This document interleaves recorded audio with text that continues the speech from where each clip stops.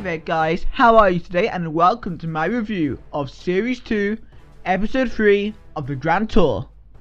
Yes, this is the third episode, and it was sort of like a Christmas special. It wasn't a Christmas special, but it was very Christmas themed. Obviously they had the tree, and this was the episode where they did the motoring related presents, and I'll talk about that later. But now let's talk about all the various films.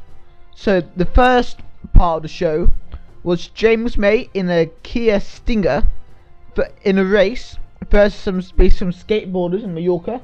They were going up, and James was driving up. They were on a skateboard going down, obviously, down a mountain. And yeah, it was quite a good thing to watch. And I think James May is at his best when he's not with the other two, and he's not having to do all the comedy. Maybe he's a decent driver, and you know, he drove well, good cornering, good drifting around the corners. I wasn't expecting that, to be honest. But I would say this film was very much like the races from Top Gear.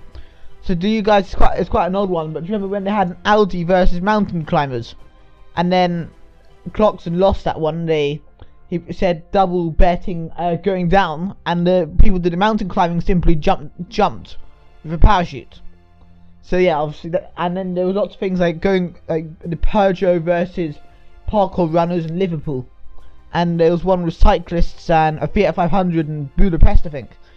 So they're good to watch, no question about it, but it's very samey, and a bit like that's what I was sort of saying last week. Whether you guys like that or not, of course, it's a different question.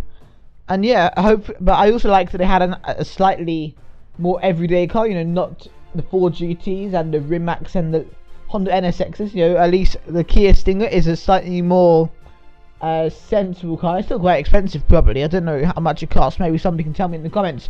But you know, in comparison to most cars they test, it's fairly everyday. You know, you can go shopping in it type of car. And I really think they need to test more of those cars on the show, although they can still do all the fun stuff too. Then we did the Christmas presents, and there was a lot of making fun of Richard Hammond's crash in Switzerland a couple of weeks ago.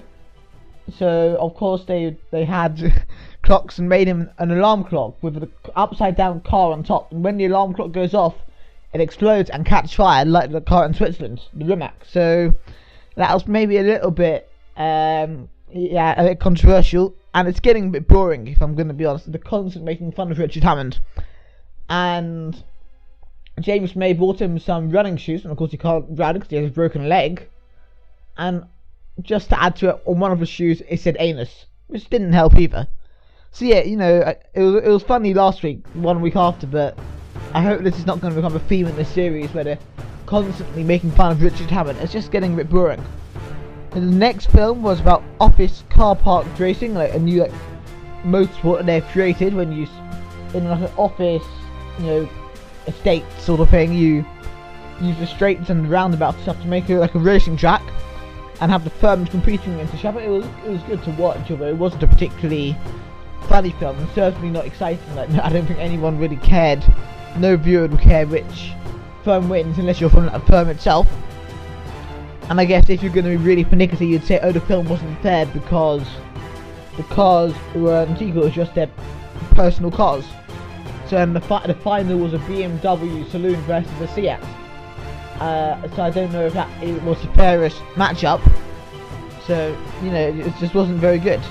But it was a good film, but I hope they don't do that again. And then obviously you had the celebrity brain crash, which had Hugh Bonneville and another actor from America who apparently lives with a bear. I didn't know about this. He rescued a bear when it was very small and like a cub, but now obviously it's 8 foot, you know, big, and he's trained it to basically be able to live with adults to an extent and, you know, not be too dangerous, which is quite impressive. And of course, while on the other side, Hugh Bonneville's from Paddington Bear, the film. I'm sure you've all heard of it. So that's what it was. It was fastest man to live with a bear. And I'm not going to tell you who won, but in general, I like Celebrity Face Off. I think it's worked out really well this year, and it could really become quite you know, cemented into the show's history. And then the final and probably main film was Jeremy Clarkson in the Bugatti Chiron, which of course, you know, is the fastest car in the world.